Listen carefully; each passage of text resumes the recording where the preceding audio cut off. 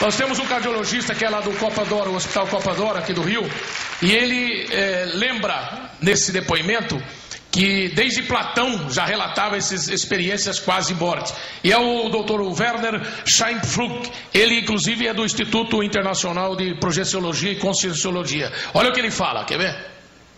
As experiências de quase morte, como elas estão descritas e são apresentadas na novela, são um fenômeno universal que já foi relatado desde a antiguidade. Para se ter uma ideia, Platão já relatou uma experiência de quase morte, e são fenômenos que ocorrem universalmente, independente de credo, de religião, de formação cultural, de idade.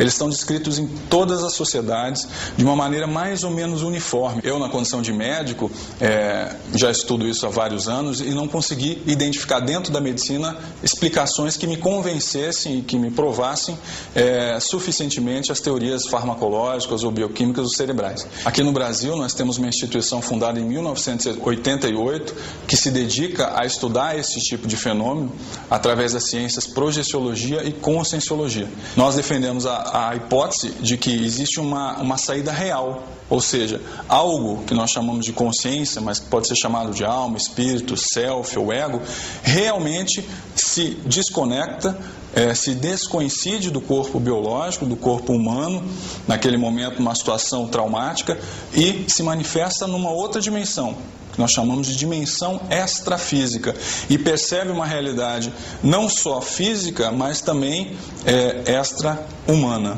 Aqui que é da jornalista Cida Cavalcante. A Cida viveu uma experiência similar, ou pelo menos dentro desse ambiente, e ela conta a história dela. Cida Cavalcante.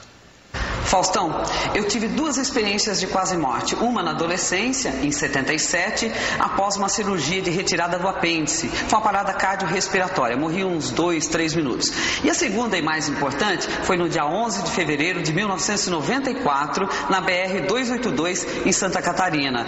Eu caí 50 metros de altura a 140 por hora. No momento do acidente, no momento que o carro estava virando, eu fui puxada por um túnel, fui tragada por um túnel que me deixou flutuando no asfalto, e eu vi todo o acidente acontecer, vi o socorro e tudo mais. Nisso eu vi duas entidades flutuando no local do acidente. Uma era uma mulher de uma aparência de uns 28 anos, rosto quadrado, cabelo Chanel, usando uma roupa bege, e um homem, a silhueta de um homem transparente do lado dela. Eles me passavam muita paz e estavam muito iluminados. Eu fui na direção deles, porque ela me apontou a mão e disse, sem mexer a boca, tenha calma, isso estava na sua programação. Mas nesse momento eu lembrei do meu filho, de um filho que estava fazendo aniversário naquele dia, 12 anos, e ele estava sozinho numa ilha, porque eu morava numa ilha, Faustão, isolada de todo mundo. Para chegar na minha casa tinha que ser de barco, e a única pessoa que sabia do meu endereço era minha mãe em São Paulo.